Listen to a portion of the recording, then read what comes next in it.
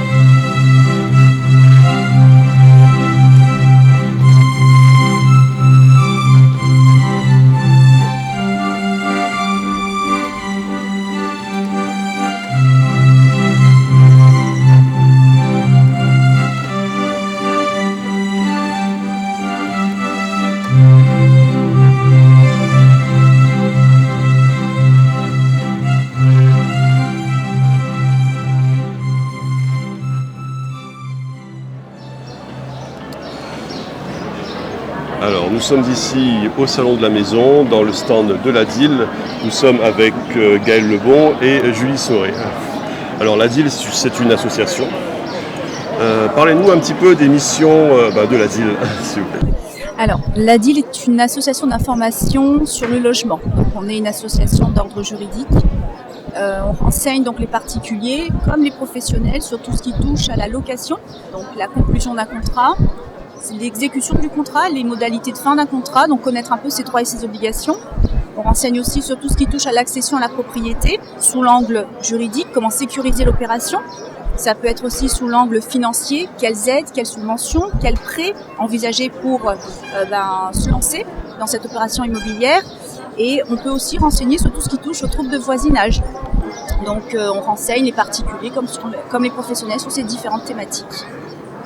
Donc, si je comprends bien, la DIL, c'est quelque chose qui regroupe toutes les questions autour de l'acquisition d'un bien immobilier. C'est tout à fait ça. C'est-à-dire qu'on peut, là, ce qui est intéressant avec le Salon de la Maison, c'est qu'il y a beaucoup de personnes qui viennent se renseigner. Ils ont un projet de construction, d'investissement. Et nous, au niveau de la DIL, on est présent dans toutes les communes. Donc les personnes peuvent nous appeler à la fois pour nous demander des renseignements par téléphone. Et si c'est une question un peu plus complexe, ils peuvent prendre rendez-vous dans la commune de leur choix, nous amener des documents pour qu'on puisse faire éventuellement une simulation financière afin de savoir un petit peu ce qu'ils peuvent emprunter. Et on les renseigne vraiment du début à la fin de leur projet, tout ça gratuitement bien sûr. Je suis Angélique Schultz, je suis bannière depuis 1 an à l'association autour du Vacquois de Saint-André. Je suis bannière que depuis 1 an, en fait, on est en insertion professionnelle. D'accord. Et le Vacquois, tout ce qui est en rapport avec l'artisanat, j'imagine que c'est une passion, c'est un savoir-faire. Oui, mais c'est-à-dire que moi, quand je suis rentrée, j'avais jamais touché au Vacquois et j'ai appris sur le terrain. Et donc le Vacquois, on le trouve surtout à Saint-Philippe. Et donc j'imagine que peut-être vous êtes originaire de cette région, non, dans le sud. On le trouve à Saint-André. Saint-André aussi, oui, au bord de la mer. Oui. Mais la spécialité du Vacquois, c'est plus dans le sud, j'imagine, non? C'est plus... Pas forcément. Pas forcément, ouais. Dans l'Est, je connais qu'il y a Brapanon, Saint-André. Ouais. Il y a aussi à Salazie, il me semble. Alors ici, nous sommes avec Morgane Osta. Vous êtes PDG de Bourbon-Bois Expérience. Tout à fait.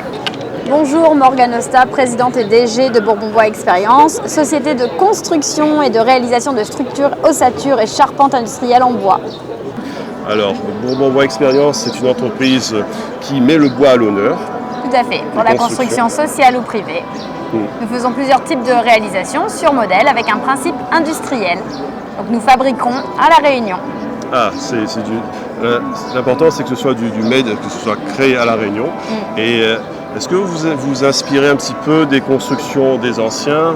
Avant, il y avait des vieilles cases créoles et vous faites du nouveau avec du vieux, en fait, avec des anciennes techniques. Tout à fait. On peut utiliser les anciens plans, garder des kits d'extension ou de surélévation et on a également changé le système constructif pour faire des maisons beaucoup plus modernes, plus hautes en sous-plafond et des modèles beaucoup plus modernes. Et ce qui est intéressant avec le bois, c'est que le bois a une qualité climatique. C'est que le bois, c'est quelque chose qui maintient la maison fraîche et ça permet à l'air de s'écouler, de traverser la maison, de la rafraîchir par un système de ventilation naturel. Tout à fait. Aussi grâce aussi à l'orientation de la maison.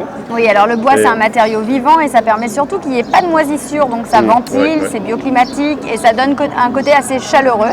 L'air est beaucoup plus sec, c'est moins humide, on a des climats qui sont assez humides. Et l'avantage aussi, c'est qu'on va travailler sur des chantiers propres, donc ça c'est vraiment le côté sympa du bois. D'accord. Et quand vous dites chantier propre, vous sous-entendez des chantiers écologiques, je veux dire? Oui, en fait, on n'utilise pas d'eau quand on va faire du bois. On va certainement seulement visser des pans de mur ensemble et tout est préfabriqué en usine. Donc c'est vraiment l'avantage, en fait, c'est que quand on arrive, on monte sur place. D'accord. Et donc, quelle qualité de bois utilisez-vous pour vos réalisations? Chez nous, Bourbon Bois Expérience, c'est que des bois exotiques, que des bois qui sont durables et qui ne sont pas sensibles aux termites ou très peu, et des bois qui vont demander très peu d'entretien. Donc on a vraiment, on travaille avec du Mauvingui, du Padouk, plusieurs essences en fait qui sont très durables et très esthétiques. Oui, des essences qui ne sont pas attaquables par les termites, c'est-à-dire par les carias. Donc c'est le plus important, c'est ça, du bois durable. Et donc vous utilisez le bois avec le béton, puisque tout à fait. On fait des constructions mixtes, tout à fait. On fait des constructions mixtes. On fait également des constructions 100% béton pour nos clients et aussi des constructions acier. Et tout ça au même tarif. L'idée, c'est vraiment de répondre aux gens et à leurs besoins pour qu'ils se sentent bien dans leur habitation. D'accord. Et pour ces nouvelles maisons en bois, vous vous inspirez de quelle architecture Alors, on a du 100% traditionnel réunionnais avec vraiment des choses très chaleureuses, très jolies, des grandes varangues. Et on va avoir des choses beaucoup plus cubiques et beaucoup plus modernes pour des terrains de petite superficie. Ce qu'il faut savoir, c'est qu'à La Réunion, on a de moins en moins de foncier, donc il faut vraiment le rentabiliser au maximum. Et quand on a envie de changer, parfois surélever sa maison ou créer un agrandissement, on a des kits qui existent, ça nous permet de réduire l'impact des coûts et que les gens se sentent bien dans leur habitation. Ce qui est pratique avec le bois, c'est que l'inconvénient avec le béton, c'est que quand il fait chaud, il fait encore plus chaud, et quand il fait froid, il fait encore plus froid. Donc le bois, on va dire, il est le seul régulateur de température. C'est vrai, c'est ça qui est formidable. Et comment voyez-vous l'avenir? Voyez-vous plus? J'imagine que vous voyez plus de construction en bois. Construction bois ou mixte. L'idée, si vous voulez, c'est de davantage construire rapidement et de pouvoir en fait éviter la hausse des prix. Ça, c'est vraiment notre besoin et de mettre en avant ce savoir qui est originaire de la Réunion et qui a été créé à la Réunion. Donc, le maintenir à la Réunion.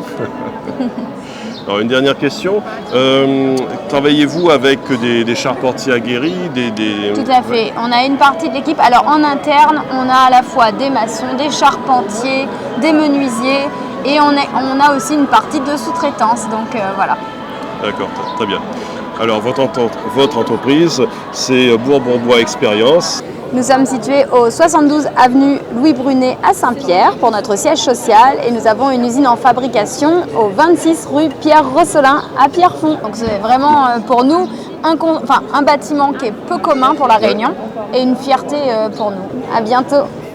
Alors ici, c'est la galerie, on va dire ambulante de Stéphane. Parce que, Voilà, donc je m'appelle Stéphane et donc j'aime l'art en vérité, et surtout les peintures. Donc là j'avais rencontré Jean-Michel Pierret il y a plus de 30 ans et donc là on expose au salon de la maison, voilà, pendant 2 jours et puis après c'est sur rendez-vous dans sa galerie à Boucan-Canotte. Mais c'est vrai que où on n'aime pas, mais en tout cas l'art, les gens sont un peu accros en ce moment, voilà. Et l'adresse de la galerie, c'est? C'est juste derrière l'hôtel des Boucaniers sur la plage, hein.